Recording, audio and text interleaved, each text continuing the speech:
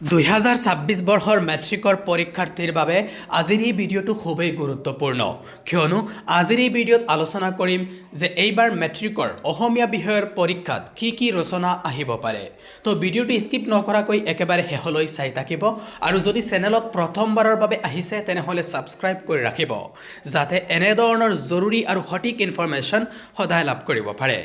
প্ৰথমতে আপোনালোকক দেখুৱাই দিব বিচাৰো যে অসমীয়া বিষয়ত 2013 চনৰ পৰা 2025 চনলৈকে কি ৰচনা আহিছিল আৰু ইয়াৰ পিছতে আপোনালোকক সাজেষ্ট কৰিম মোষ্ট ইম্পৰ্টেন্ট পাঁচটা ৰচনা এইবাৰৰ বাবে তো 2013 চনতে আহিছিল ইয়াতে আপোনালোকে দেখিবলৈ পাব যে তোমাৰ প্ৰিয় গ্ৰন্থ এখন তাৰ পিছতে আহিছিল অসমৰ কুটিৰ শিল্প আৰু ছাত্ৰৰ কৰ্তব্য এই তিনিটা ৰচনা আহিছিল 2013 চনত তাৰ পিছতে 2014 চনত আহিছিল তোমাৰ প্ৰিয় সাহিত্যিক পুথিভঁৰাল আৰু বিজ্ঞানৰ অৱদান 2015 চনত আহিছিল সাহিত্যৰতী লক্ষীনাথ বেজবৰুৱা বাতৰি কাকত আৰু তোমাৰ জীৱনৰ লক্ষ্য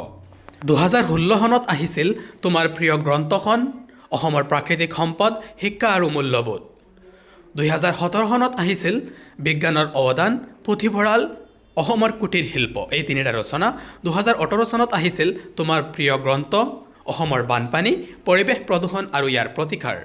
2019 চনত আহিছিল স্কুল আলোচনী আৰু ইয়াৰ উপযোগিতা দৈনন্দিন জীৱনত বিজ্ঞানৰ প্ৰভাৱ দূৰদৰ্শন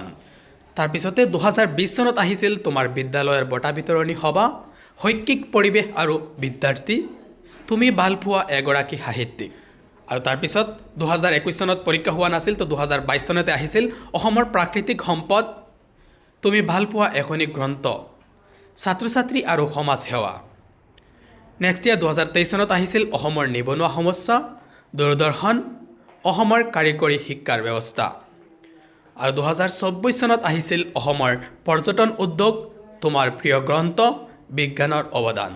আৰু লাষ্ট ইয়াৰ অৰ্থাৎ 2025 চনত আহিছিল ছাত্ৰ ছাত্ৰী আৰু সমাজ সেৱা পৰিৱেশ প্ৰদূষণ আৰু ক্ষুদ্ৰ সঞ্চয় এই তিনিটা ৰচনা তো এতিয়া আপোনালোকক সাজেষ্ট কৰিব বিচাৰো পাঁচটা ইম্পৰ্টেন্ট ৰচনা মোষ্ট ইম্পৰ্টেন্ট ৰচনা 2026 বৰ্ষৰ মেট্ৰিকৰ অসমীয়া বিষয়ৰ পৰীক্ষাৰ বাবে ইয়াৰ পূৰ্বে জাস্ট আপোনালোকক এবাৰ দেখুৱাই দিছো যে 2013 চনৰ পৰা 2025 চনলৈকে আসলতে কি ৰচনা ৰিপিট হৈছিল যেনে ইয়াতে আপোনালোকে প্ৰত্যক্ষ কৰিব তোমাৰ প্ৰিয় সাহিত্যিক 2014 15 আৰু 20 চনত আহিছিল তোমাৰ প্ৰিয় গ্ৰন্থ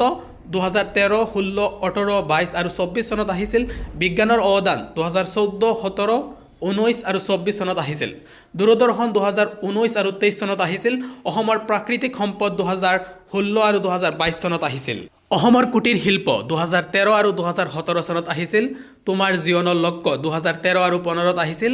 পুথিভঁৰাল 2024 আৰু 17 চনত আহিছিল আৰু সৰ্বশেষ ছাত্ৰ ছাত্ৰী আৰু সমাজ সেৱা 2022 আৰু যোৱা বছৰ অৰ্থাৎ 2025 চনত আহিছিল তো এইবোৰ হৈছে যিবোৰ ৰচনা ৰিপিট হৈছিল এই ৰচনাবোৰ তো এতিয়া আপোনালোকক মোষ্ট ইম্পৰ্টেন্ট পাঁচটা ৰচনা সাজেষ্ট কৰি দিছো এই যে স্ক্ৰিনত আপোনালোকে দেখিবলৈ পাইছে পাঁচটা ৰচনা যি পাঁচটা ৰচনা আছে এইবোৰ হৈছে মোষ্ট ইম্পৰ্টেন্ট ৰচনা ইয়াৰ লগতে আৰু দুটা ৰচনা মই সাজেষ্ট কৰিব বিচাৰিছো এই দুটা ৰচনা হৈছে অসমৰ কুটিৰ শিল্প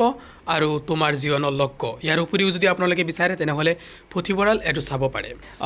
কিন্তু মই ভাবিছো এই যে সাতটা ৰচনা এই সাতটা ৰচনাৰ পৰা আপোনালোকে নিশ্চয়কৈ এটা নহয় ইয়াতকৈ বেছি ৰচনা আপোনালোকে লাভ কৰাৰ সম্ভাৱনা আছে তো ভিডিওটো সকলোলৈ শেয়াৰ কৰি দিব যাতে তেওঁলোকেও এই বিষয়ে অৱগত হ'ব পাৰে যে কি ৰচনা আসলতে এইবাৰৰ অসমীয়া বিষয়ৰ বাবে ইম্পৰ্টেন্ট হয় মোষ্ট ইম্পৰ্টেন্ট হয় thank you thanks for watching